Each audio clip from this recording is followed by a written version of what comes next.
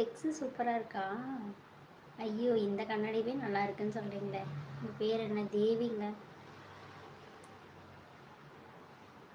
சிவராஜ். உங்கள் டிபியில் உங்கள் பொண்ணு ஃபோட்டோ அப்படின்னு நினைக்கிறேன். ஆனால் இவ்வளோ கேவலமான ஒரு மெசேஜ் அனுப்புகிறீங்களே, பரவாயில்லையா உங்களுக்கே?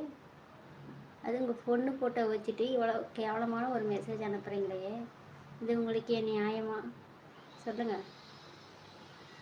உங்களுக்கு வந்தால் ரத்தம், எங்களுக்கு வந்தால் தக்காளி சட்னி, அப்படி தானே?